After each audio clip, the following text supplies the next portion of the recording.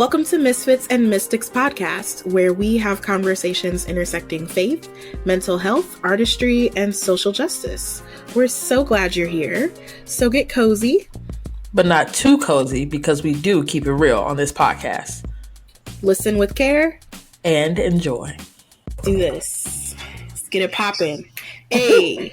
Hey. We're recording. Hey. Hey. I am here. I am queer. I have no beer, but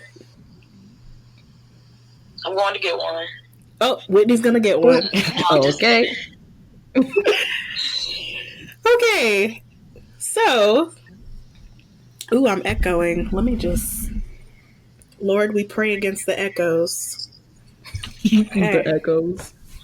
Listen, it makes my job harder when I'm editing, when it's echoing. So, devil, you have no power over this echo. Okay. I don't hear it anymore. See there. And for all of you who says you can't be queer and Christian, let this be a sign, a telltale sign. All right, so we're here. We're back, and we have one of our favorite friends, guests. Literally, this is her third time? Third time. I mean, welcome. Whitney is being FaceTimed because she's got to go take class. But I wanted to bring Whitney on just for a little while because today we're talking about Pride Month and everything LGBTQ plus infinity and beyond.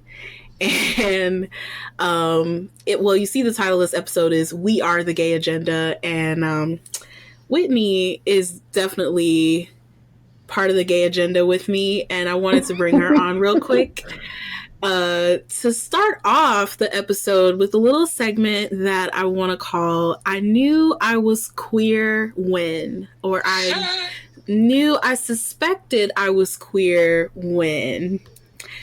So, Whitney, when did you know or suspect that you were queer? 2 words, Nia Long. I was watching I'm dead. Fresh Prince of Bel-Air. And I was like, oh my God. But then also, I think I went through something when I was younger where it was like I had a moment with someone, with a girl, and it was like I freaked out, not because I thought it was wrong, but because I didn't want to get in trouble. Mm-hmm.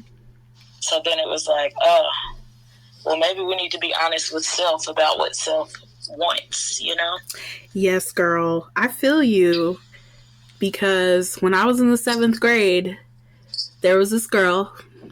We won't say any names, but if you're listening, hey, girl. There was this girl in 7th grade. She was pretty open, surprisingly, about her attractions and just her exploration, I guess, as much as you can explore when you're 12. But one day, we were friends and we would hug each other and stuff. But one day she came up to me in the cafeteria and she came from behind and gave me this little peck on the cheek and was like, "Hey, beautiful." And in that moment, I realized, oh my God, I like her. And of course I got scared because I didn't want to get in trouble. But she was pretty bold in being like, I like you too. We should be girlfriends. And I was like, nah, because that would mean that I'm gay, right? Damn. And I just wasn't down with that at the time. So I broke her heart, which later I really think that karma is a bitch. Because I broke that girl's heart, people just been breaking my heart ever since. Shit. That's so, yeah. Yeah. Damn. But then in 8th grade, there was one time we were flirting in the gym, but I was also flirting with my only boyfriend that I've ever had. Shout out to my ex-boyfriend. He actually turned out to be gay. That's great. So that's a good old beard and a good old dress. Right. So that was also when I knew that I was queer, because I was like attracted to other queer people. Yeah, but like I kissed the girl in the bathroom and then I freaked out, and then the next day I told my ex-boyfriend, I was like, we should be a couple, because, you know, and we dated for 6 months, and every time I kissed him I just felt cold. So yeah, that's when I knew.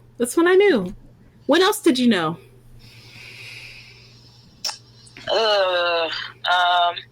I want to say any conversation I had with my parents where it was like, I remember my parents used to say stuff, man, I'd rather you come home pregnant than gay.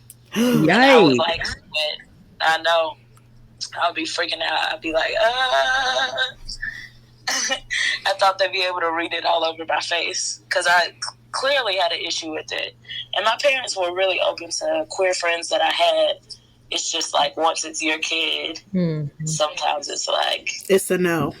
Yeah. And I was very, very angry with them in certain conversations we would have. And I was like, that's because one day I literally wrote in my journal, like, I know that I like girls and I know that this is a problem. And just that fear, especially growing up in a religious household, of coming out and then being like, I don't want to talk to you ever again. I don't, you know, all of the things. So, yeah. Damn, Whit. Yeah. And I also knew, I think I knew when all my friends were like sneaking to watch Sex and the City on HBO. I was sneaking to watch Queer as Folk and the L Word on Showtime. The L Word, honey. The L Word made me gay. It sure did. Oh my God. Which, that's a podcast, by the way, so I'm going to go ahead and plug them right now. Yeah, and it's a good one. It is. They recap all the episodes of the L Word, so if you want to, you know, do a rewatch of reruns, you should do that, and then listen to the L Word Made Me Gay podcast. It's great. It'll and they're coming back out with new episodes. Yes, the L Word is coming back, and I'm excited, and my gay ass is gonna watch it. So yeah. So anything else? Like any other like signs and wonders? You know, just go ahead and plug next week's episode. Okay, but any other signs where you felt like, oh, I know that I like girls, and like, I don't think that I really confirmed it until I got older, to be quite honest with you. Yeah. I tried having relationships. I was with the same guy forever and ever, off and on. And I mean, nothing was wrong with him, but there was just like something else that was lacking. And I don't think it was him. I think it was just like the fact that I hadn't discovered myself yet. So anything intimate and sexual, I was not comfortable with. I feel you. That makes sense. Yeah. So then, just to wrap things up with you, how are you celebrating Pride? Oh my God, girl. First of all, I feel like I celebrate Pride all the freaking time. Like, I kind of have a hard time, like, relating to straight people. I really do, and that sounds horrible, but sometimes it's hard for me. My friends will be like, let's go to the club, and they don't ever want to go to the gay club. They want to, like, always drag me to, you know, anything heteronormative they can find. They and not tweaking. really. Okay. I Because know. gay clubs be packing. They be the one. Like, that's what people actually dance. You know, somewhere else. Yes. But I do have, like the person I'm talking to now, and I were talking about it, and he was like, yeah. He's like, I've been to one before, and it was fun. He was like, I had a good time. I think it's sheer entertainment. People have to get away from that whole, like, I don't know if there's anybody listening to this podcast who hasn't figured it out yet, but being queer is not something that you can catch. I'll give that one to everybody for free. We can all enjoy each other and celebrate our differences. But I'll definitely be at Nashville's Pride. I'm actually going down to dance at my best friend's mom's birthday in Memphis, and then coming straight back down the next day because Pride doesn't start till Saturday. Nice. But I'm going to make that turnaround trip because I got to be there. And I'm really trying to go to other Prides that happen. Cool thing, Nashville has a Black Pride too, which I mean is a completely different dynamic and happens at a completely different time. My goal this year is to really attend as many as I can. I always hit Atlanta and Nashville, and so I'd like to hit up some other ones, like for sure. Yeah. And maybe what I'm trying to do photography wise is maybe do a shoot with some of the people that I know in the LGBTQ plus community. Get them in front of the camera. Okay, I will book my appointment. Yeah, and post some things. Yeah, I'm not going to give away the idea. I'm going to tell y'all later, But yeah, I really want to do that and maybe even put out a dance film, maybe, if time will allow me, because we just talked about queering dance. Yes. So this is perfect time to do so. Yes, girl. So that's how, and I'm just going to be, pansexual and demisexual as fuck. That's what I'm going to do. Yes. Oh my God. I'm so excited. Yeah. Well, I'll definitely hit you up about getting a shoot in. I would love that. Yeah. So, we need to get to Bloomington for Pride Month. Girl. Just so I can take pictures of Alicia. I don't know anything that's going on out here though. Which for real? I haven't one is such a small town, so there's that. And I was telling April, the only thing that I know that goes on pretty consistently is there's a bar and they host, what do you call it? Drag shows.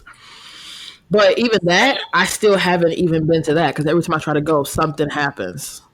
So I don't know, but I'll figure it out. And when you all come, then we can, get out and do some stuff, take pictures and all the fun shit.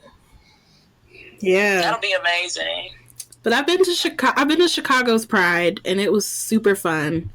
So I don't know if you want to make that journey June 30th. Ooh. I haven't been, and my friend wants me to go, and I want to go, but I'm like, I don't know. Just because of timing and how trying to figure out where money falls and stuff. That's really it. Because anytime I go to Chicago, if you follow me on Twitter, then you know that's what I'm always talking about. Go to Chicago and you will spend your entire paycheck, and it's fucking annoying. Yes. Yes. I hate going home. I absolutely hate it. Yeah, girl. I mean, I got hookups. Well, in the suburbs at least, but. Yeah, I went to Pride in Chicago with my best friend Becca and Mike. Shout out to the Goodmans. But her uncle Mark and his partner, they actually live near Boys Town. So they have the tradition to go up there and have breakfast with them, and then they walk down a few blocks, and the parade is right there. So. Yeah, that was pretty dope. That was actually my very first Pride, 2 or 3 years ago. So yeah, I highly recommend Chicago Pride if you can go. Yeah, if y'all go, let me know. I'm just gonna hop in the car with y'all. Yeah. Okay, girl, we pick you up in Bloomington and we head on. Okay. I'm gonna make the goal for real. Okay. I'm down. I'm with it. All right, I would have to request off. But, at this point, after the day I've had today, that won't be a problem. You're going to put it in right now. Excuse me, sir. Excuse me, it's Pride Month. This is my month. Well, Whitney, I'm so glad you could pop in and speak with us. It's always a pleasure to have you on. We love you so much, and you're gorgeous, and I'm proud of your queer ass. Y'all are beautiful, and thanks for having me. Anytime. I love y'all. Love you too. Love you. Bye. All right. So let me get my notes together. So yeah, we're talking about Pride, as we said, and for those of you listening who don't know what Pride Month is, because I never want to assume that everybody's always on the same page, because I'm not even sure what our demographic of listeners are. Yeah. Do you have an idea? I mean, besides like my friends who have told me, like, oh, hey, I was listening to this episode. Besides that, no. I honestly don't know who all listens. Yeah. So, all the more reason, if you listen, interact with us on social media, hit us up in the emails so we know who's listening. So I kind of know who I'm talking to, but it's fine. But anyway, I never want to assume that everybody's on the same page. So I'm just going to give a little rundown of what Pride Month is, kind of debunk some misconceptions. So basically, the history of Pride is this. The first Pride was a riot. I'm going to say that again. The first Pride was a riot against... No, I'm just kidding. Sorry, I had to do it. Well, yeah, like gasp for some people, because like we're celebrating and we're joyful as fuck right now, but we can't celebrate Pride without also going into the history of queer liberation. And basically it was a riot against police brutality, because not too long ago in this country, it wasn't just difficult to be LGBTQ. It was also very much criminalized in a lot of ways. So once upon a time in 1969, being gay or trans or bi or anything that wasn't heteronormative at the time was criminalized. It was illegal. It was criminalized to assemble as a community, to be yourself. You could get arrested for not dressing according to your assigned gender, or if you were suspected of soliciting any type of same-sex relations, you could be arrested. So what would happen was police would often raid gay nightclubs or bars. And particularly in New York, this was especially a problem. So up until 1966, the liquor authority people, they would punish bars who sold alcohol to LGBT patrons. And Stonewall Inn, which was a bar that was open and accepting and a place where a lot of gay and trans people would, socialize, hang out. They were one of the few that welcomed particularly drag queens, who were often shunned in gay spaces. So I want to also specify that even though now we sort of recognize, queer folk under the LGBT umbrella, there's also, especially with L and G spaces, a lot of times trans, non-binary, gender non-conforming people are often excluded even within gay and lesbian spaces. And that was definitely a thing at this time. But Stonewall was one of the few places where everybody was welcome and could just be themselves. And so basically one night in 1969 in June, there were many accounts of what actually went down, who started it, who did what. The details are debatable. You can Google that and, argue amongst your folks.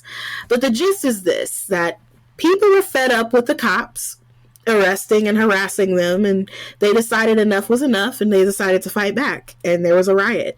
Notable people who were there, who were involved, who led the way: Marsha P. Johnson and Sylvia Rivera, trans women of color that we often recognize today.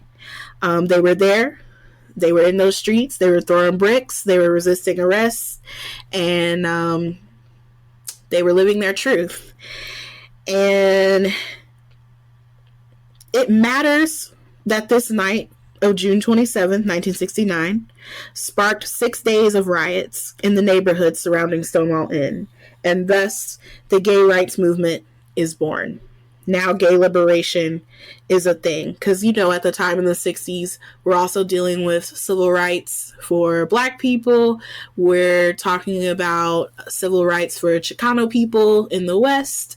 We're talking about second wave feminism. And in 1969, gay and trans folks are like, hey, it's our turn. We're here. We're queer. And we deserve equal rights as well.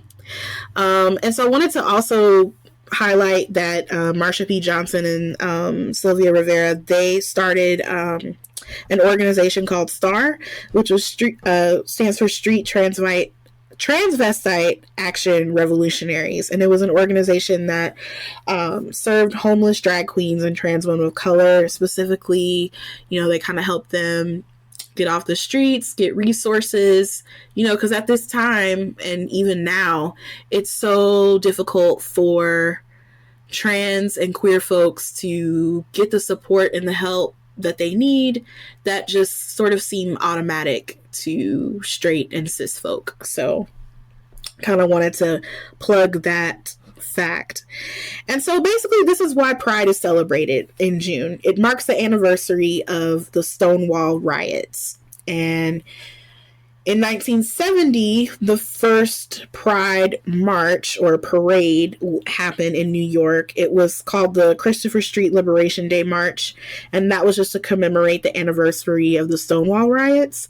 But unlike how our parades and festivals are today, it was much more of a solemn march to commemorate the riot, to mourn those that may have been lost from that time on, and to just be in solidarity with one another. But obviously, you know, as the years have gone by, it's become much more fun and lighthearted and celebratory. I would kind of see it as like, in the 70s, it was much more about Pride being a protest, and especially like people coming out as a way of protesting, to say, hey, I'm here. There's visibility. We're not weird. We're not freaks. You know, we're your neighbors. We're your friends. And we deserve equal protection under the law. As citizens. And then in the 80s, I feel like it was still a little more solemn as well, because you're dealing with the AIDS crisis and a lot of people, you know, being lost to that. I feel like not until the 90s when we start to get more into the liberation and the celebration, and sort of the double-edged sword of like rainbow capitalism, as we like to call it, where, you know, corporations and businesses start profiting off of us, you know, being who we are and being proud, which we'll talk a little bit more about rainbow capitalism versus queer liberation, but just giving you guys a scope of it. So yeah, that is what Pride Month is. And like Whitney was saying before, there are many cities that have their own Pride celebrations. Not every city celebrates in June. There's different subgroups that have their own Pride celebrations to commemorate things in their communities. But typically in the month of June, we celebrate Pride. It's a time of celebration. It's a time for visibility. It's a time for remembrance, and it's a time to, you know, step up and carry on in the fight that was started long ago. but not that long ago. And this year marks the 50th anniversary of the Stonewall riots. So I have a feeling it's going to be a beautiful Pride year. So I love a good riot. yeah. Yes. You know, me too. Like shaking shit up. I mean, it's great. Yeah. It's beautiful. Yeah. Yeah. And because of that, I mean, a lot of there's controversy with that because, you know, most LGBT people that I talk to, police aren't really welcome at Pride because, you know, it just having police presence at Pride is like a slap in the face because the police represent systemic oppression against LGBT folk, especially LGBTQ folk that sit at different intersections, like people of color, immigrants, you know, that often already have to deal with problematic law enforcement. And so then when you also sit in the intersection of being queer, it's like, wow, you know, it's kind of like the equivalent of having Nazis at a MLK celebration, you know? It's like, just, yeah, don't come. And, but a lot of people are like, but what about police officers that identify as LGBTQ, police officers that are part of the LGBTQ community? And I say to that, come, just take off your uniform. But then a part of me is like, well, but then we often have law enforcement when public events are happening for our safety and protection, and things like that. Sometimes I get a little conflicted, but then that sends me on a rabbit hole of, well, maybe we need to rethink how law enforcement is set up or perpetuated, which is like a whole other conversation, you know? So I guess like in some ways it's kind of unavoidable that there is going to be somewhat of a police presence. But yeah, no police at Pride. So I have a question. With you having been to Pride parades before, is it just like an understood thing that people don't want the police there and they like don't show up and respect that? Or like, you know, are police in on this understanding that like, okay, we probably shouldn't be there in our uniforms in a big line, like we're about to attack or something?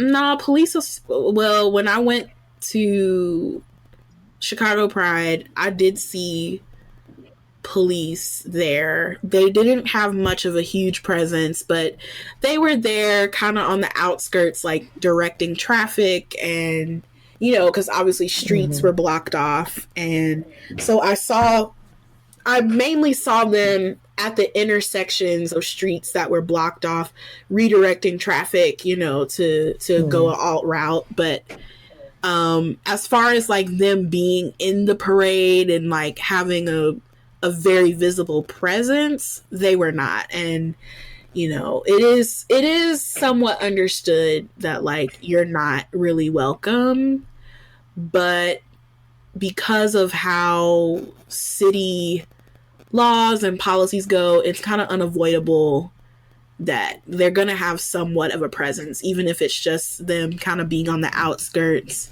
you know, helping with the flow of traffic or just kind of being around in case, you know, some shit goes down. Because I don't know if you heard, there was a shooter scare at DC's Pride this past week. Yeah. So I guess DC was having their Pride festivities and people thought they heard gunshots and all hell broke loose, and it was very traumatizing for a lot of people.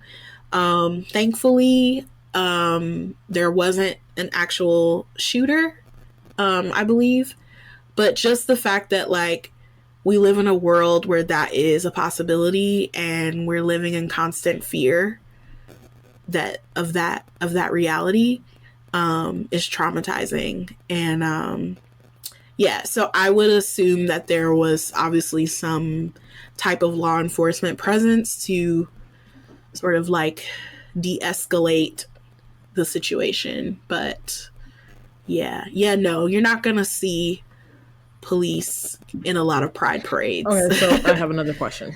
So when you went to Chicago Pride, what part were you in? And I'm asking that because I've talked to my friends who have been to multiple, and they were saying that Chicago's Pride is an exact view of just how Chicago is. All these different neighborhoods and so many people who can be on the same page, but it's segregated. So they were saying like even in Chicago's Pride, like there's a white area and then there's all the black people. And you'll see some people like mixed in, but it's very like segregated. Yeah, I was more on the like in Boys Town like neighborhood area. And so I felt like it was mostly white. But there were times where I would see people of color passing by, like in waves, in groups. But I definitely noticed that how like it felt very segregated. I felt very black being there. And I would assume that if I was in another part, like in another neighborhood, watching the parade, I would probably have felt different. I'm wondering if it is more police presence on like wherever the black people are. That's a good question. I don't know the answer to that. I don't know. If you live in Chicago and if you've been to Chicago Pride, let us know what the deal is. And I think for me, like when I went, because it was my very first Pride and I wasn't completely out yet. I was out to my friends, most of my close friends. But I hadn't publicly come out or anything like that. But I think I was just so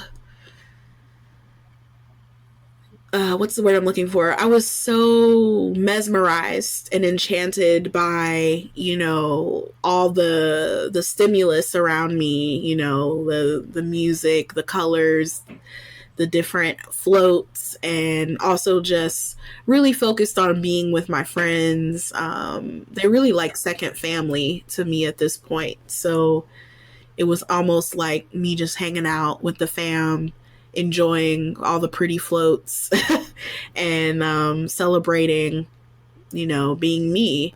But also it was interesting because I wasn't out yet. And so I was still very mindful about like what I was posting on social media, trying to present myself as just an ally, but not necessarily like, oh yeah, I'm here and I'm queer, versus like when I went to Nashville's Pride last year for the first time. I actually came out on social media that very day. I remember that. So yeah, that was a beautiful day. And Nashville's Pride is a little different. We don't always have a parade. We are having one this year because it's the 50th anniversary of Stonewall. So, everybody's trying to go big or go home. But last year it was they had an equality walk, so anybody could just join in, and we just marched through through downtown as a community, and then it led right into the gates in Public Square, and then we just entered into the festival. So we have a festival. There's different performances. by different artists, some independent artists, some well-known artists. There's different tents with different activities. There's something for everybody, something for the kids, something for the adults, you know. There's different vendors, different organizations being highlighted. So yeah, it's just a fun time to hang out with your friends and your family and meet people, and you can be as rowdy or not rowdy as you want to be. I remember a beautiful moment while we were waiting to enter. We were outside the gates, and there were some counter protesters there, as usual. People with their burn in hell signs and with their megaphones screaming Bible verses, clobber verses at us. But there was a group of affirming churches that were also there, and they had these big signs, and a beautiful moment where the church's sign was so big that it was able to cover up the bigotry signs, and a group of people just started singing Jesus Loves Me, and it drowned out all the noise of the ignorance and the hatred happening. And I was so glad I got to witness that as I was entering the gates. It was like confirmation for me that this is where I'm supposed to be, and it gave me that last minute courage to proclaim to the world who I am, and that no matter what, I was going to be held by God, and that everything's okay.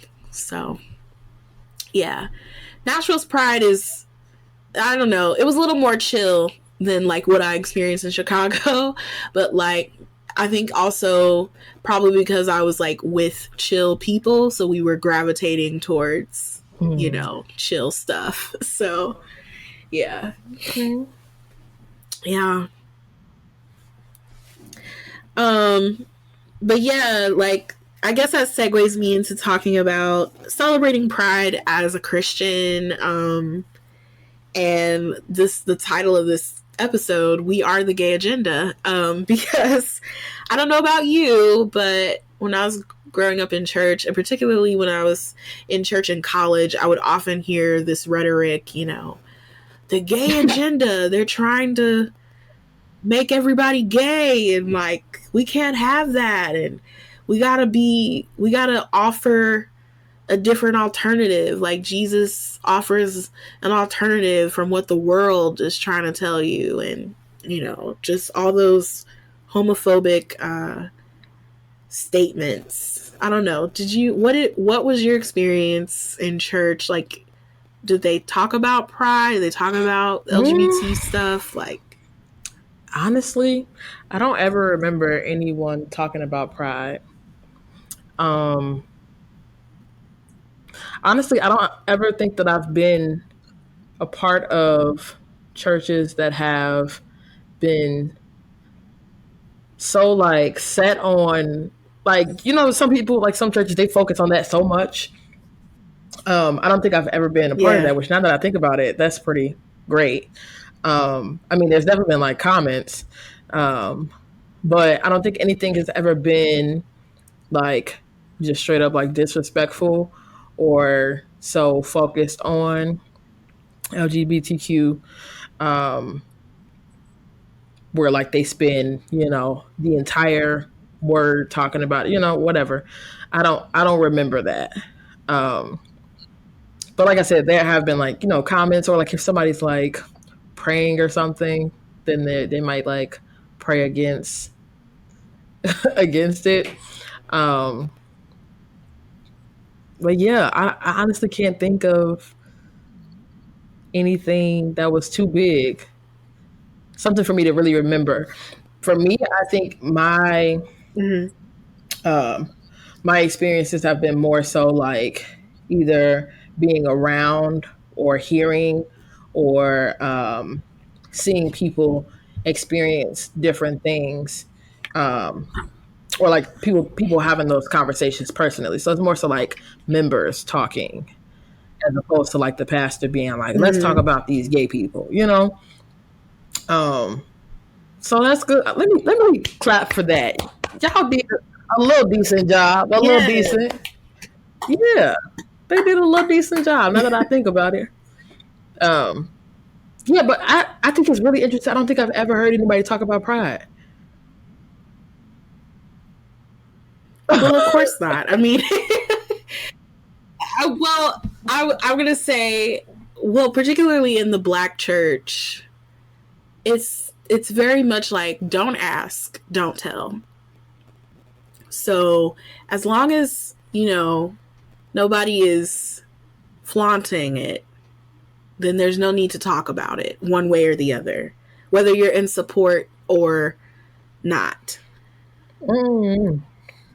Because the church I grew up in, nobody ever talked about pride either, and nobody really talked about gay people. I didn't even know that trans people existed until late middle school, early high school. Like, and part of that is just how we as a society, the conversations that we as a society we're having about gender and sex, right?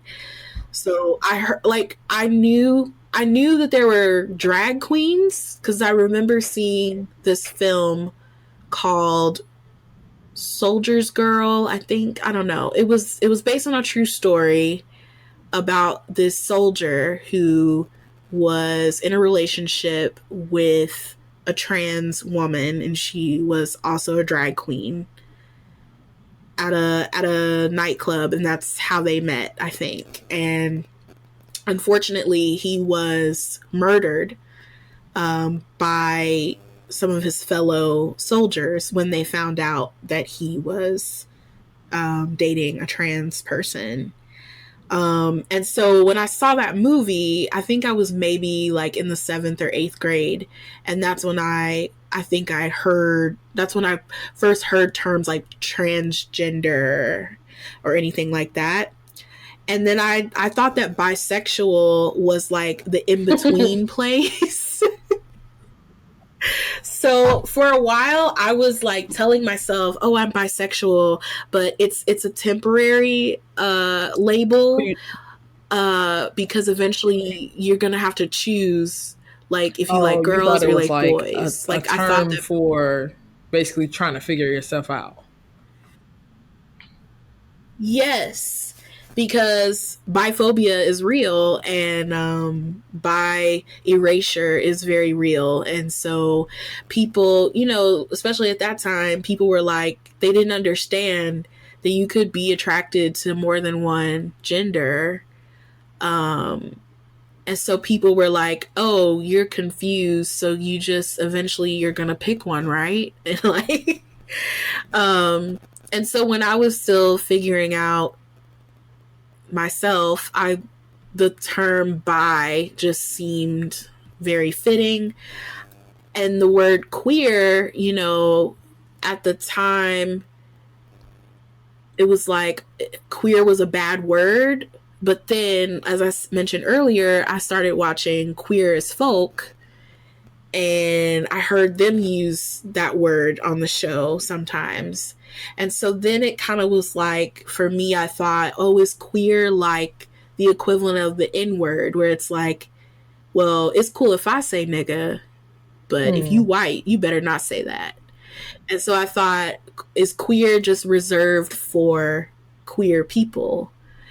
And then later in life, like particularly in college, learning that terms have become so expansive and are still expanding, and that it just kind of depends on who you're talking to, because a lot of older people who are part of the LGBT community, they are not comfortable using the word queer, because for them that brings up a lot of painful connotations, because at the time that word was weaponized, in a lot of ways. But our generation has sort of taken back that word and reclaimed that word to be something beautiful, and something to be celebrated. So it's just kind of like, I don't know. It just kind of depends on who you're talking to, I guess. But like, back to the church thing, I think, well, one, if you don't even know, or if you're not familiar with what words to use and like what all goes on, in these festivities, why would you talk about it? I think people just took the approach of like, well, I don't know nothing about that, so I'm not going to say anything one way or the other. But on a larger scale of Christendom and Christian culture, aside from the church that I belong to and the people that I was around, I definitely heard rhetoric of like, the gay agenda, they're trying to force their agenda down our throats with their pride festivities. And even just any time we mention, oh, I'm gay or I'm queer or whatever, it's like, you're trying to force an agenda on me. Or like, if a movie came out and there's a queer character, people are like, it's the gay agenda. Like they treat it like it's a disease, like you can catch it. Every time I hear it, I have to laugh because honestly, like it's so irritating. It's so irritating. Yeah, it is. And so lately I've just been reclaiming that and saying, well, yeah, I am the gay agenda. Yeah, I definitely have an agenda. But it's not what you think it is. I'm not trying to force anybody to be gay. My gay agenda is about helping people and empowering people to take ownership of who they are and to be proud. So if you're gay, be gay. If you're straight, good for you. Have a seat.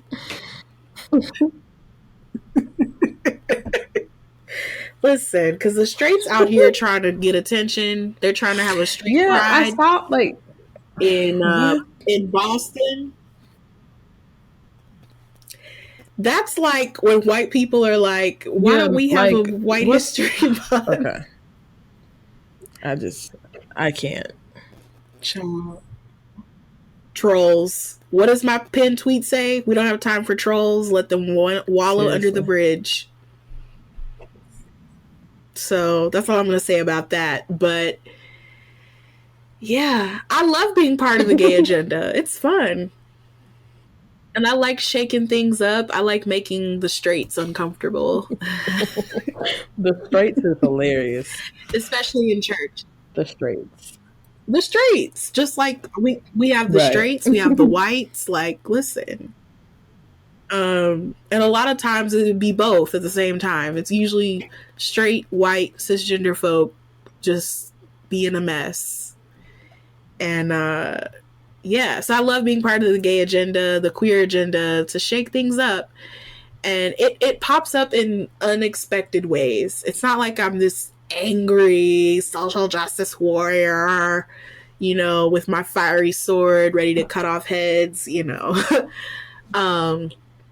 But a lot of times it's like people will say things or do things and they don't even realize that is part of supremacy culture, or that is a conditioning of heteronormativity, and we just assume that everything is hetero, all the time. And that's not the case. And a lot of times people don't mean to, but they just do things or say things that are perpetuating erasure or phobias about LGBTQ plus people or identities. And I love being around to challenge those constructs and to present a different idea, and to disrupt to cause a disruption, to riot. Sometimes you gotta burn shit down in order for things to be built back up, you know? Facts. So, yeah, that's kind of where I'm at right now with that. So, yeah. What else? We were talking about the church. I feel like I have something to say with that. What was I going to say? I was about to say, I think, now that I think about it, I think there may have been things said, still nothing like too crazy. There probably was things said throughout my upbringing in church, but I have to recognize who I am as a person. And a lot of times I will quickly shake my head and just laugh and just be like, not even laugh like it's awkward. I wish I could like show you all a visual, but I'll try to explain it and people may understand. So there was this short video that became a GIF, however you say it. I can't remember her name, but it's the white lady who was with Flavor Flav at some point in life. And it was the episode of Flavor of Love when she came and had all the girls do a lie detector test. And the girl whose name I can't remember, I probably should have got all these names right. She was lying on every single question. And so the woman just like ended up doing like, you know what, it's just like, okay, you just gonna keep lying. That the little like laugh and like grab your forehead and put your head down, but like, wow, I'm outdone. That's always been like my natural reaction to crazy shit that happens in spaces like church, because it's just like, okay, all right. So that's probably why I can't remember things that have been said. Because when I shake my head, I'm trying to shake that shit off in that moment because I don't have time to, be annoyed, upset, and stuff, because then I would probably knock everything over in the church. So it's the best way to put it. This is true. I mean, yeah. I think I would just internalize it. I wouldn't, obviously I wasn't, arguing with people in church, but I would internalize things that were said and then go into a frenzy, an emotional frenzy when I got home to freak out. Oh my God, I'm gay. What does this mean? I mean, I definitely was part of the camp of thinking you could just pray it away, and I would pray and pray and pray. And I thought, ooh, if I am a good person, if I'm a good Christian, I would make these little prayer journals and Bible study notes. And I honestly, confession time for you, Alicia.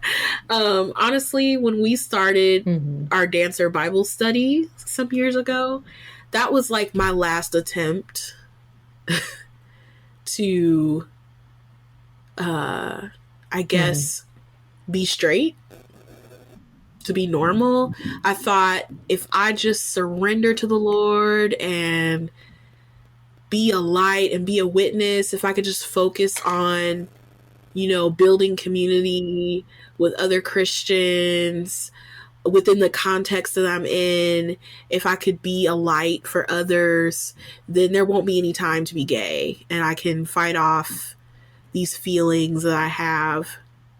And it didn't work. Didn't work at all. And that's perfectly fine. So, yeah. It was, I had to grieve a lot, though. It was kind of devastating because I was like, well, that was a thing. And I don't even remember the exact point when I was just like, fuck this shit. I'm affirming. I think, like, I was affirming, like, I became affirming and also began to accept myself as a queer person at the same time. I had a close friend of mine who came out maybe like a year and a half before I did, and kind of walking her through her coming out process. It kind of was like looking into a mirror and being like, oh, you know, and it was sort of like, well, if you have the ability to love and accept your friend, then surely you can make room to love and accept yourself. Wow. And it was sort of just like, let's just stop playing games and just tell the truth of what your heart, what I knew in my heart all along. I think all along I was always affirming, because I always felt uncomfortable with the idea that, like, oh, if you're gay or trans or anything, just not straight, then like there's something wrong with you. I was never okay with that rhetoric. And even when I would read passages in the Bible that people use to legitimize those beliefs, I always was just like, okay, but the Bible also says we shouldn't eat bacon. And I just saw all y'all motherfuckers eat bacon at the church, at the prayer breakfast, okay?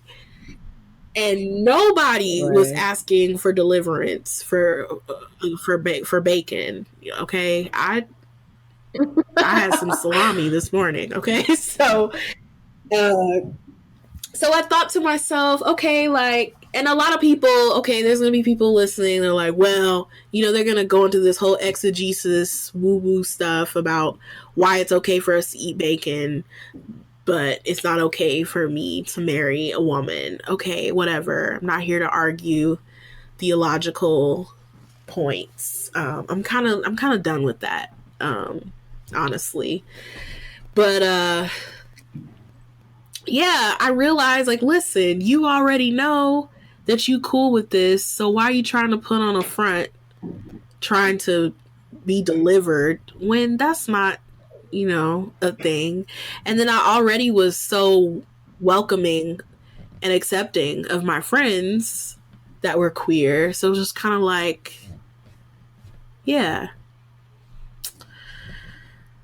it was liberating. And I think, to me, that's like one of the most important pieces of celebrating Pride, in the sense that, like, be proud of who you are and love yourself despite what people say. And when you love yourself, you'll be committed to liberating yourself from the bondage of homophobia, queerphobia, transphobia, and stupid social constructs that honestly don't and shouldn't apply. So, you're dope. Yeah. I'm excited for this, for the month of June, for this Pride month, like, because I think this is going to be my first Pride, like, already being out and kind of being more of an established queer, and having a little bit more of a footing with having a solid community and support system, and now filtering into, like, okay, so I know I'm queer, I'm good with that. I've reconciled being queer and also being a person of faith. And so now I'm like more into, like, okay, so now what do I do? How do I put these things into practice? How do I implement good practices to be about the business of liberating myself, liberating others, and just being like a good human being as much as possible. Yeah. If that makes sense. This is great. Yeah. I'm like in this moment of feeling, I guess, grateful to have this podcast. And not even for me, but just for you, because I mean, I'm not saying too much on this episode, but like, I'm enjoying listening to you just, like, you know, give background and give more information, like telling your story, and Whitney being able to tell her part of the story. Um, I mean, and maybe it's because, I mean, well, just in general, it just is because, but also because I've, been friends with you for these years and been a part of these processes at different points.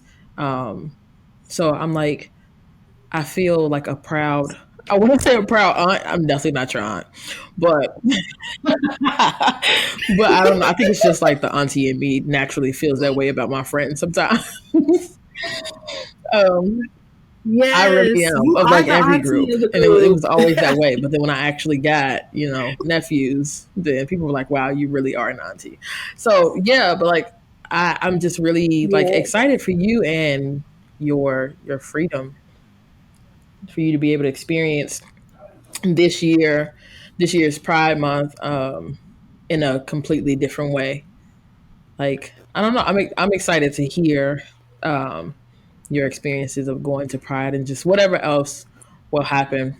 Um, it's going to be great, and I'm glad that you're able to share your story, your life on this platform. Thank you. I'm grateful for this platform too. And I'm also Oh, grateful for thanks. you to, walk alongside me. We're going to get a little emo for a second, guys. Seriously though, like because you have Yeah, been for a around while. and have seen me and witnessed me in various facets of the journey, from me being like, hey, I'm Abra and all I know is I love Jesus. To, I remember our first dancer Bible study and me talking about, oh yeah, I was delivered from homosexuality. And you just like being there and like being like, okay, and just like holding my hand through that and giving me space to just go through the journey and just allowing it to transpire how it's supposed to. Because I feel like a lot of times people, they try to project their own experiences, or they try to force things to happen one way or the other according to whatever their agenda is. And you're just kind of there, like just holding space the whole time and just being like, okay, and just loving me through it. And I remember calling you all the time, texting you all the time. Okay, but like, just sitting with me, talking through scripture with me, praying with me, like just giving me permission to be and to just encourage me to continue to just go through the process and love myself. And I'm just so grateful for that. And I'm grateful that you continue to want to walk alongside me and do this podcast together and talk about hard shit. Like, because it's definitely not easy talking about some of the things that we talk about on the podcast, as I'm assuming you know.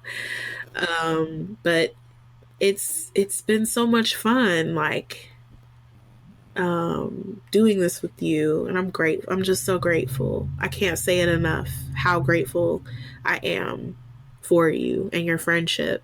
And So I'm crying. Thank you. Um, but I mean, part of the reason, I mean, because I'm glad to hear that, but part of the reason why this conversation makes, I freaking hate crying. You know this.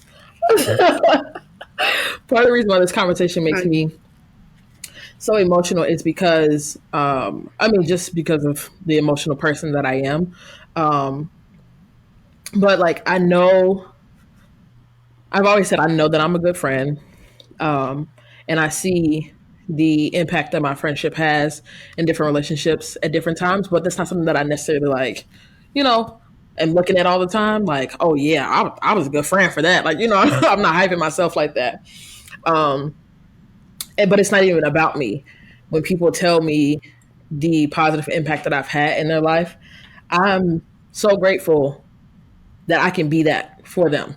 And like, even if you X me out of it, if you were talking about another friend who, you know, has been there, like I probably would be just as emotional because I know that this is such an important topic, such an important part of who you are.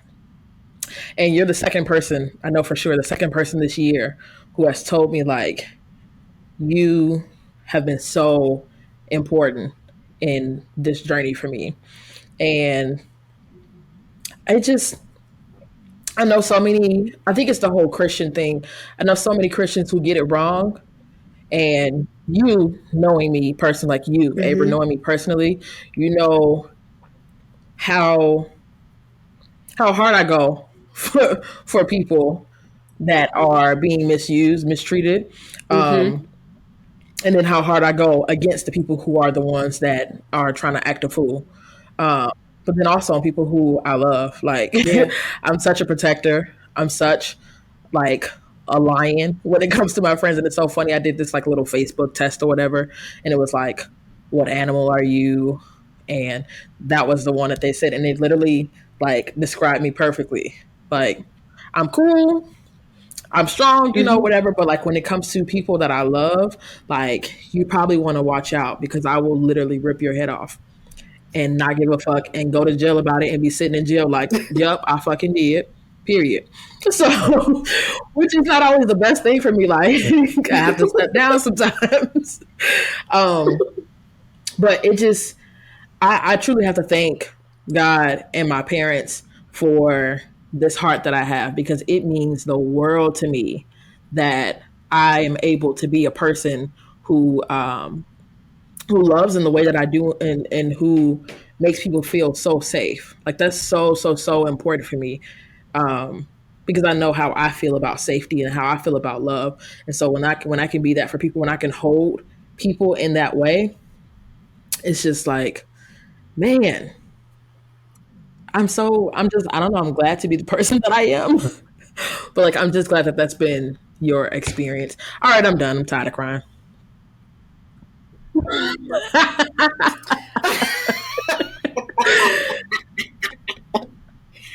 Girl, I cried earlier, so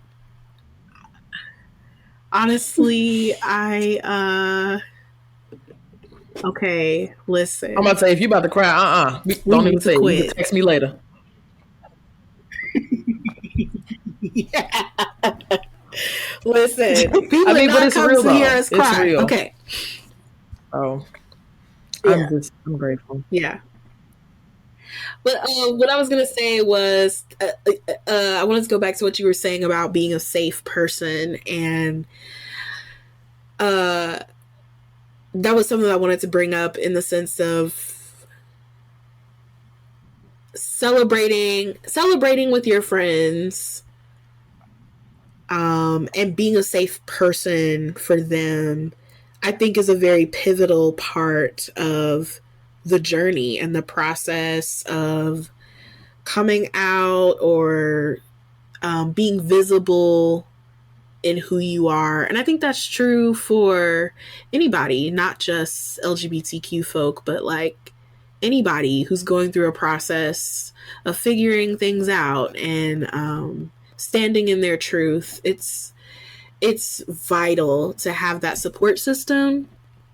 And you are a great example of like how to be that safe person. Not saying that everybody should go to jail acting a fool, but everybody has their methods, everybody has their ways, but like I was saying before, you know, just the main thing of holding space for people and to have a heart posture of listening to understand instead of just listening to respond all the time.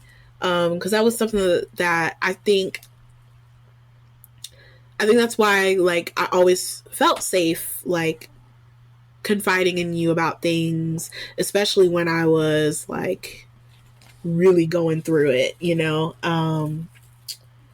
Like I remember the first time I had an experience with another woman, and you were one of the first people that I texted, and you were just, I remember you like laughed, and it wasn't like you were laughing at me, but you were in a way laughing with me, and reminding me that, listen, you're not broken, you're not a bad person, you're not disgusting, you're a human being. And I always hold tight to, you know, you saying like, this is a beautiful moment, even though you don't see it right now.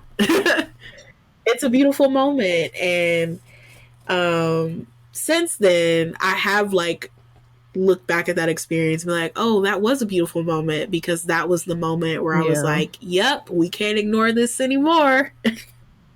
And that set me on the path, you know, that I'm on now. And so yeah, I just encourage anybody listening to this podcast that if you are friends with people, hopefully you have friends, but if you're friends with people and they're going through a journey, whatever that is, but particularly with LGBTQ folk, because even though we live, you know, in a time where it is more acceptable, I guess, there are still several pockets of the world, including this country that we live in here in the United States, where it is really unsafe to stand in your truth. It's unsafe to be queer. It's unsafe to be queer and also sit at other marginalized intersections. So if you could just be that one voice, that one person that is able to hold space and to show up for your friends, it means the world, because I don't know where I would be if I didn't have friends like Alicia. And there's been several others that have just been angels sent from the heavens. Okay. You know, because statistics tell us like a lot of our queer friends didn't make it, you know. We lost them to unfortunate circumstances, including suicide, because they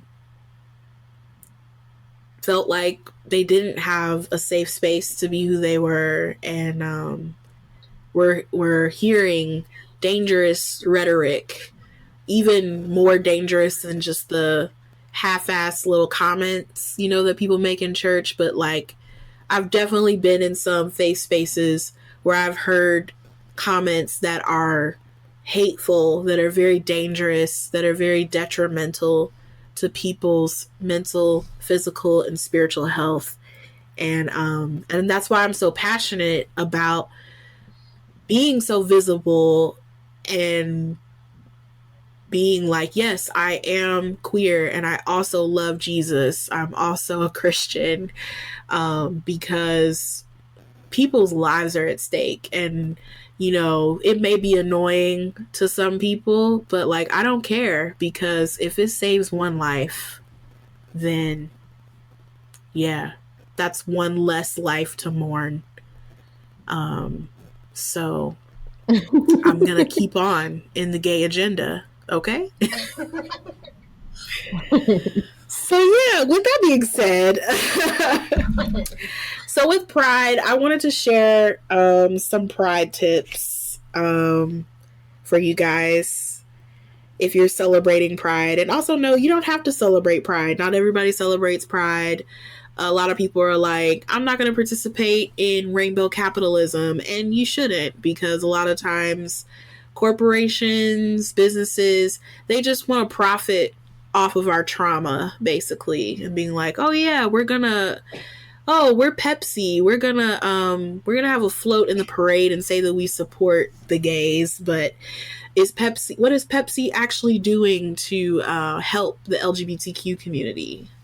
You know, there are businesses that, they'll want to participate in the celebration, but they don't want to join us in the fight when we really need them to show up, So that brings me to my first tip, which is be mindful of where you're spending your dollars as you celebrate Pride. I know some of it is unavoidable, but if you can, if you're going to purchase anything, Pride related or engage in certain festivities, just be mindful that like at least some of those dollars are actually going back into the LGBTQ community and not just these capitalist machines, and you can do your research. Like there's a lot of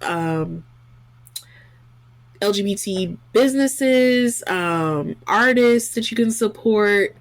They're all over the place. We are everywhere.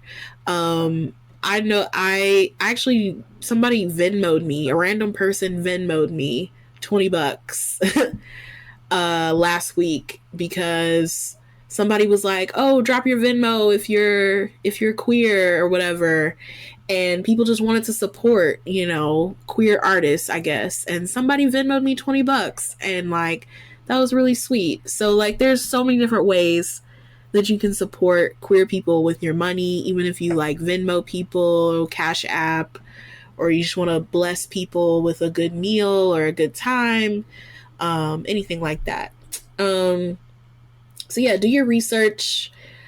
You don't have to be part of the LGBTQ community to be included in the celebration, but just be respectful and know that it's not about you. So if you're straight and cisgender, just, have fun with us, but know that you're not the center at this time. So, biphobia and transphobia is not allowed at Pride, ever. So, yeah.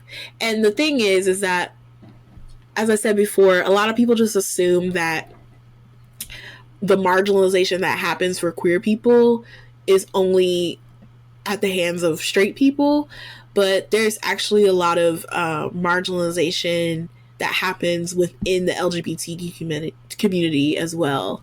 And so there are, a lot of gay and lesbian folk will be like, bisexuals, or assuming that they're not bisexual because they're in a mixed orientation relationship. Like if you're a woman dating a man, people just assume, oh, you're not really part of us because you're dating a straight man. And like, no, if they say they're bi, they're bi. Okay, nobody has to legitimize their identity to you. So let's be respectful. Let's open our minds. Let's educate ourselves. If you're going to a festival or parade or anything that's outside, make sure you stay hydrated because it's going to be hot. Drink your water, as Alicia always says. Mind your business, drink your water. Yeah, and there's more to Pride than just partying and drinking. I feel like that is a huge misconception, and also part of the reason why like these uppity conservative folks, like they're like, "Oh, gay pride, no, it's all drinking and lasciviousness," and like, and I mean, first of all, what I have to say to that is when you go to a sports game, right, there's also drunkenness and lasciviousness going on there too, and yet you still bring your whole family to see the baseball game or the football game. And so Pride is no more or less safe for your children than any other public event that goes on in your city or your town. Be a parent and talk to your kids instead of just trying to assume that it's everybody else's responsibility to have these difficult conversations. Okay.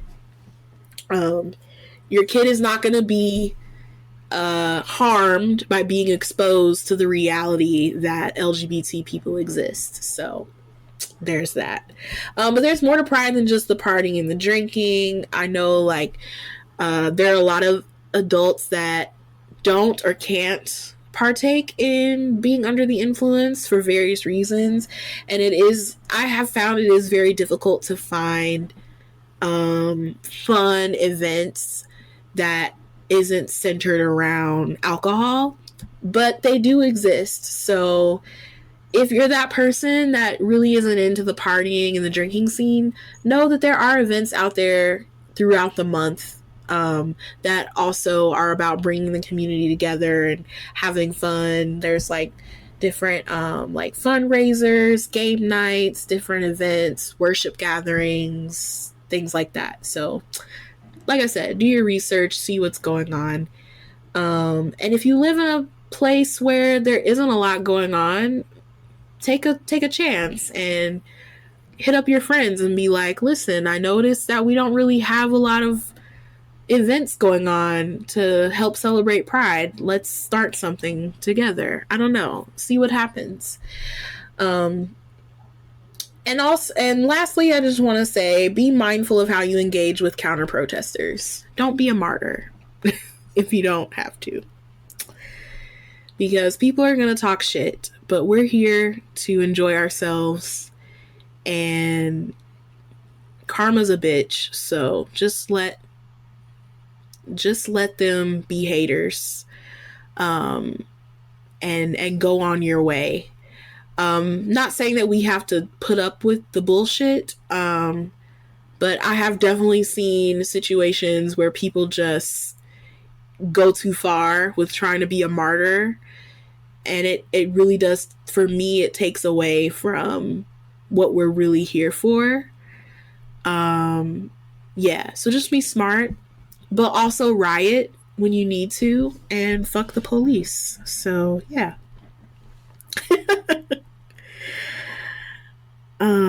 Yeah, so those are my tips for Pride. Tips? I don't know, Alicia, do you have any other? I mean, I saw this article about a church who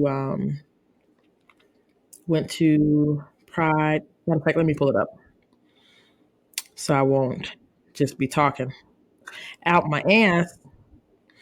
So, yeah, it was an article on CBS News, and the headline is Christian surprise Pride Parade marchers with signs apologizing for anti-LGBTQ views. And I love this article. It's written by Danielle Garand. And basically it was just talking about this church that is located in the Philippines. It's a evangelical and Pentecostal church. And their pastor, I'm going to try to say the pastor's name just because it's long and I like trying to say people's names. Paminiani,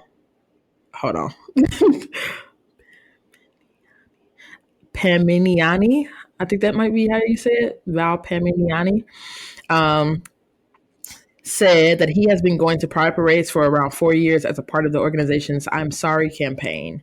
Paminiani told BuzzFeed News, "We are apologizing for the way Christians have hurt the LGBT community, especially by using the Bible and condemning and judging them." The pastor continued that, "I used to believe that God condemns homosexuals, but when I studied the scriptures, especially the ones that we call clobber scriptures that are being cherry-picked from the Bible to condemn LGBT people, I realized that there's a lot to discover, including the truth that God is not against anyone. God does not discriminate against people based on gender."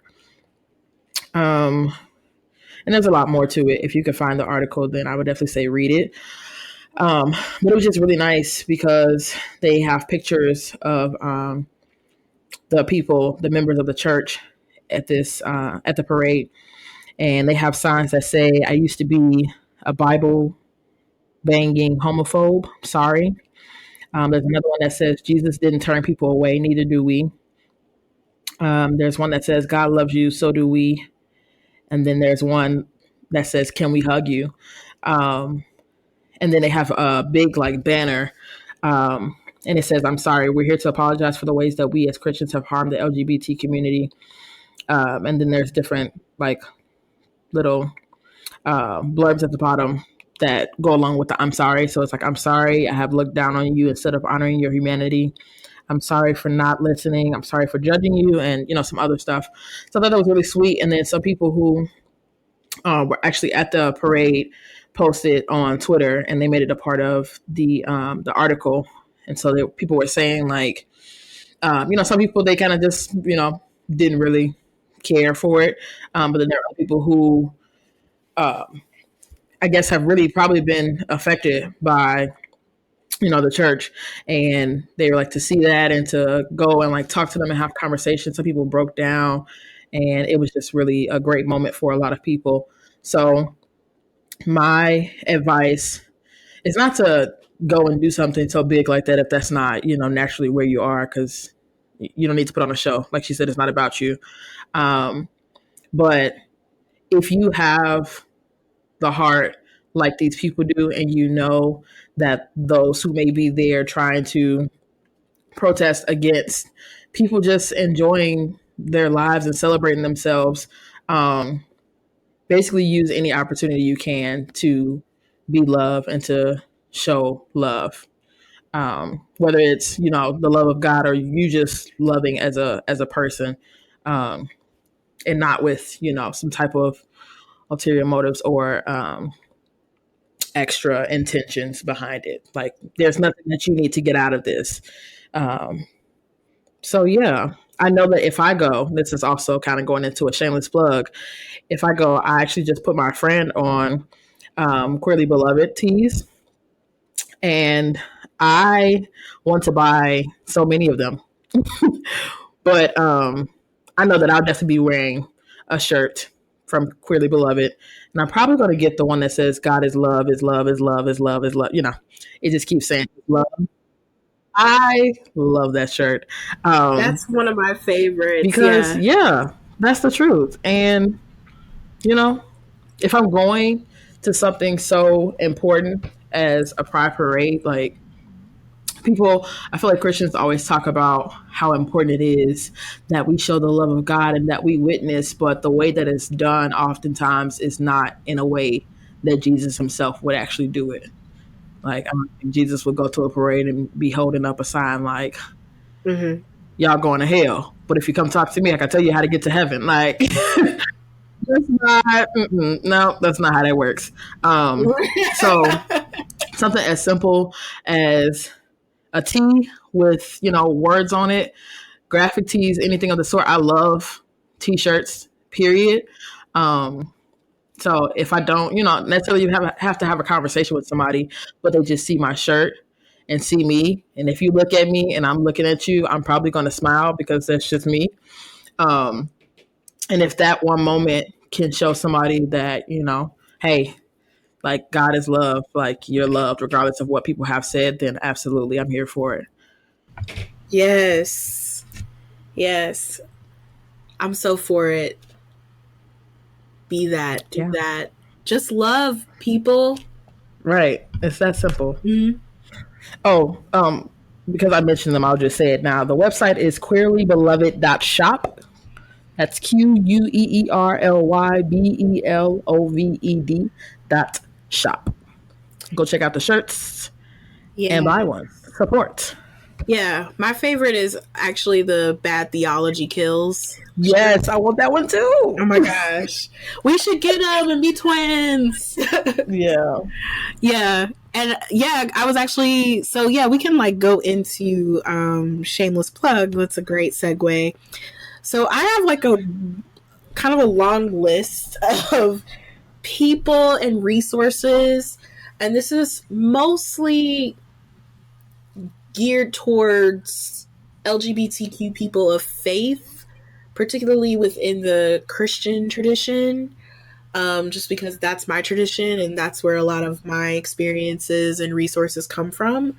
But obviously, if you come from another faith tradition and you're in a affirming space or want to provide that resource, please reach out to us and we will retweet or repost or whatever, because I definitely want this month to just be where we can just elevate people that are doing good work for LGBTQ folk. But I have a long list, and I will link those resources and people that I think are amazing, that are doing good things and providing safety and solidarity and education too. Let's not forget about that. So I won't go into much detail about it, like about each one, but I will just briefly say the names or organizations or whatever. We've mentioned some before. So I want to shout out Dr. Robin Henderson Espinoza. They are a trans queer Latinx scholar, PhD in theology. They consider themselves a public theologian, activist. They're also the founder of Activist Theology Project, which is a collaborative team committed to the ethics and politics of togetherness. And they have a book coming out called Activist Theology, which is set to release in October. Dr. Robin is actually a new friend of mine that I've had the pleasure to get to know since moving back to Nashville. So I wanted to shout out Dr. Robin, and hopefully we can have them on the show sometime. So if you're listening, Robin, hey. Also wanted to shout out Kevin Garcia, who's actually one of the co-founders of Queerly Beloved Tees, which we just mentioned. He also has a podcast called A Tiny Revolution. He's a content creator, digital pastor. I love Kevin Garcia. Kevin, I love Kevin. you. I love you. Okay. Yes. He actually just put out a video on YouTube about Straight Pride Parade and how bullshit it is. So I highly recommend you go watch that video. He definitely snatched wigs, okay? Like, he's not playing. Yes. Then there's Matthias Roberts, who's the host and creator of Queerology, a podcast on belief in being. That podcast saved my life, literally. So yeah, please go check that out. Q Christian Fellowship, which is a nonprofit organization, formerly known as Gay Christian Network. They have conferences every year. It's basically just a way to get all the queer Christian folk together and, you know, get informed and worship and fellowship and all that kind of stuff. And they also have other events and programs as well. Their most recent development is the Unchanged movement, which is in response to Bethel's new ex-gay testimony bullshit thing that they're doing. Yeah, I don't really like. Called what? Yeah, you know, Bethel Church in Reading. Yeah, if most people know them for Bethel music. Yeah, they have a new ex-gay testimony movement thing where like people are telling their ex-gay testimonies and, you know, just perpetuating all that, you know, rhetoric. And I'm not here to illegitimize people's stories. Like, if you truly believe that you were once gay and now you're not, okay, but like, we don't need to prescribe our experiences to everybody. So just because you think you were delivered doesn't mean that I need to be delivered, okay? Because that's harmful. So what Q Christian Fellowship did is they clapped back and was like, we're going to do a version of this called Unchanged movement, where queer Christians have been telling their testimonies about how, you know, they came to accept themselves and love themselves and, you know, come to the truth that God loves us just as we are. So, yeah, check that out.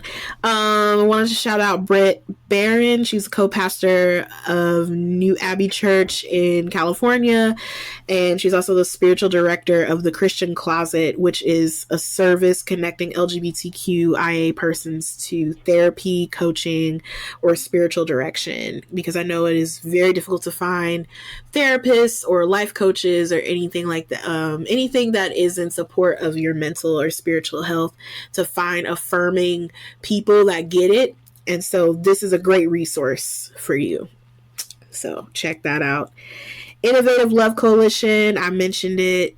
like a month ago on the podcast. They're a group of queer and affirming Christian creatives, reintroducing God's love through creative experiences, justice initiatives, and acts of service. So yeah, I think they actually were in the LA Pride Parade this past weekend. I think I saw something on Instagram about that. So, and then I talk about this group all the time, Church Clarity. Hashtag Clarity is reasonable. So if you're looking for a church home and you want to know what their policies are about LGBTQ inclusion, go to churchclarity.org, check out the scores, get the info, get informed. Okay, moving on to like some more fun stuff. There's this newsletter I get in my email through Morning Boo, and it's just basically a newsletter that kind of, you know, talks about like centers like queer women specifically, but also just LGBT stuff in general.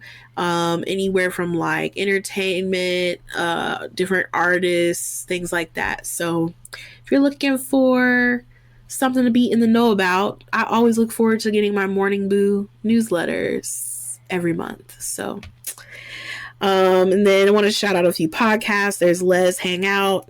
I love their episodes when they do You Should Have Been Gay, where they basically talk about a movie or a TV show that should have been gay. And that's all I'm going to say about that.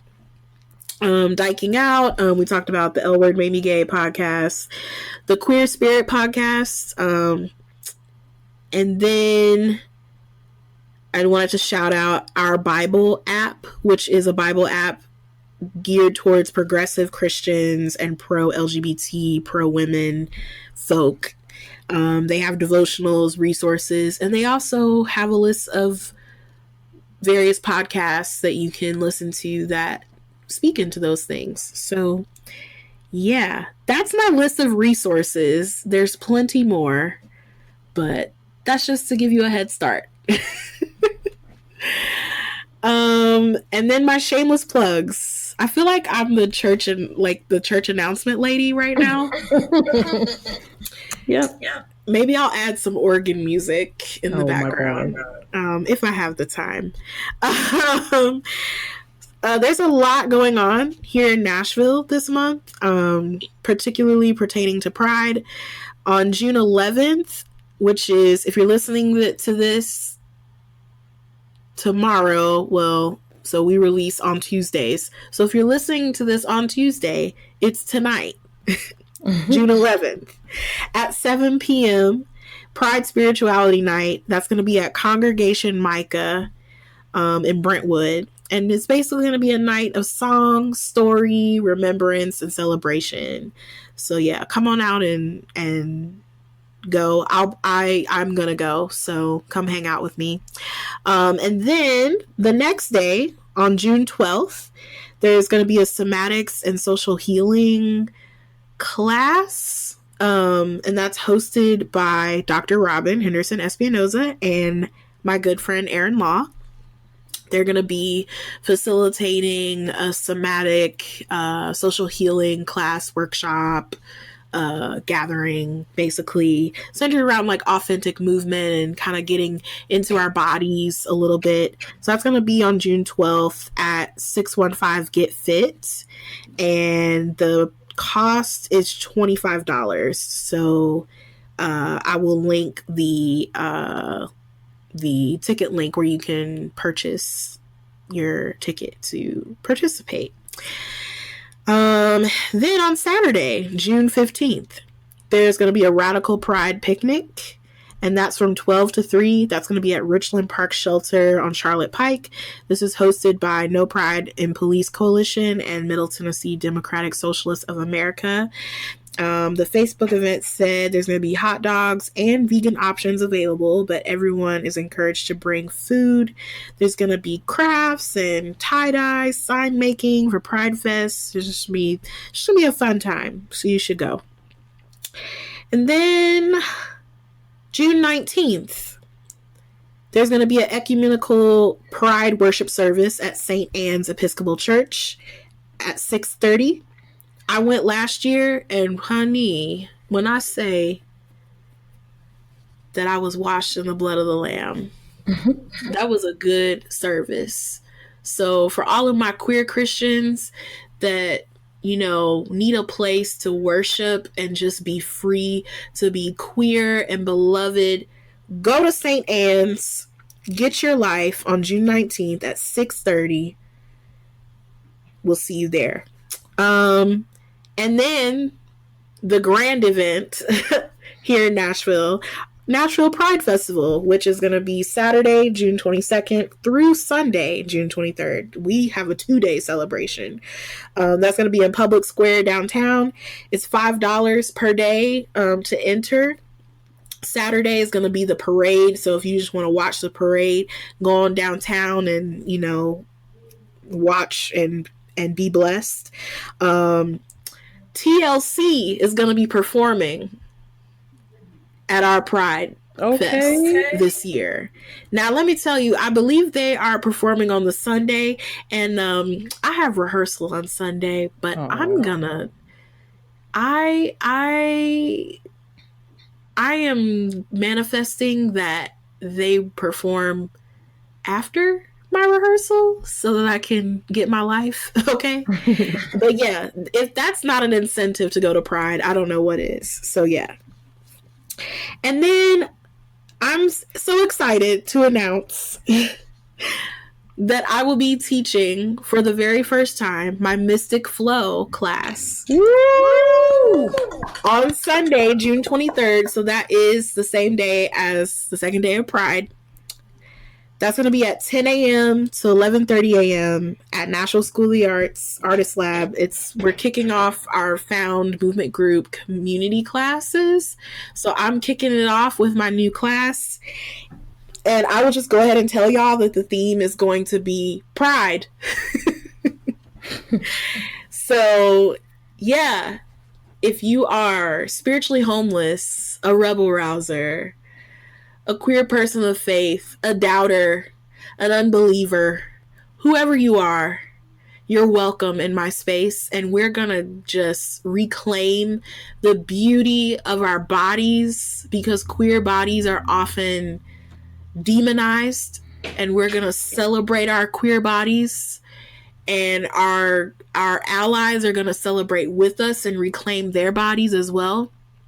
And we're going to celebrate the truth that we are loved by something greater than ourselves, even if it's just the collective human experience that we have with one another. So yeah, I'm super excited. So yeah, that's going to be June 23rd at 10 a.m. $5 suggested donation. If you want to give more, that would be great. But yeah. And that is all of my shameless plugs. Blessed be those who are the hearers and doers of these words. Yeah. Okay, are we ready for the song? Yes, please bless us with a song.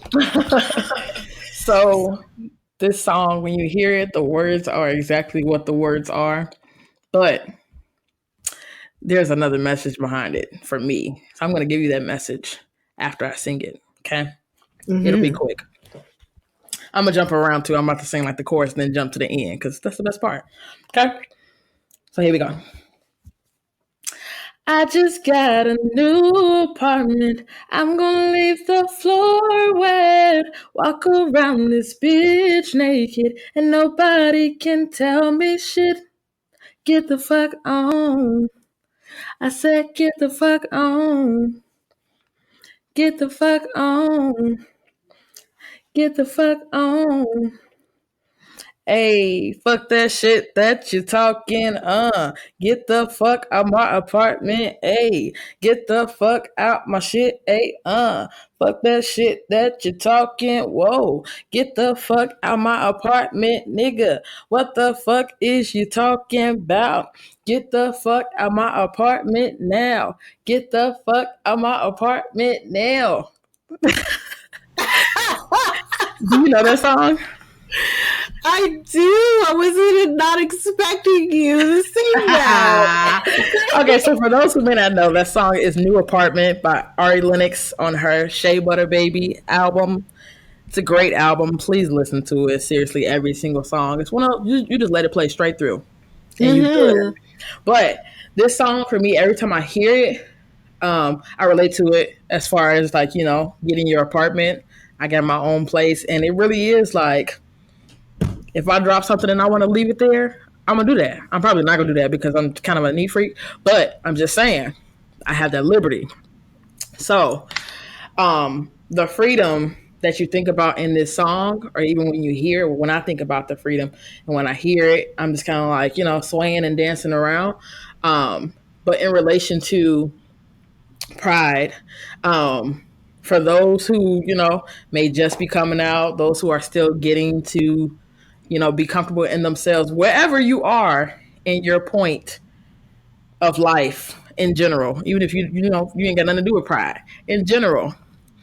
If you think about the new apartment being you becoming more comfortable in yourself, and you get to that point where you like, you realize it's just certain shit you don't have to put up with, certain shit that you don't got to do, certain people you don't have to talk to.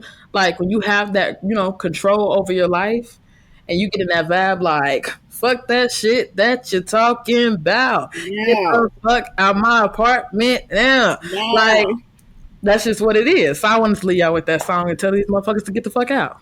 Period. Yes. Period. Get the fuck out. Hey, get the fuck out. Who sang that? That's my song. Like, yes. Somebody signed Alicia to a label. Yikes. Don't do that. But I did think about it today. I think I really want to learn how to be a songwriter, but we'll talk about that at a later point. Ooh, okay. I'm excited for that conversation. Well, yeah, that's it. Yay. Well, guys, thanks for listening. Thank you. To another episode. We so appreciate it. Thanks for putting up with our emo asses. And happy Pride, everybody. Yes, happy Pride. Woo! Woo, woo, woo, woo, woo, woo. We want to thank all of our listeners for tuning in. Continue the conversation with us. Develop a community with other misfits and mystics like us, and get your latest updates on Shameless Plugs and other news by following us on social media. We are on Instagram at Misfits and Mystics Pod, Twitter at Misfits Mystics, and we also have a Facebook page that you can like and share. Want to reach us directly? Shoot us an email at misfitsandmysticspod@gmail.com. We would love to hear from you, and with your permission, we might give you a shout out on future episodes. Don't forget to subscribe on whatever streaming service you're using to stay up to date on newest episodes being released. Leave us a review on iTunes to help us gain more visibility. Plus, we appreciate the feedback.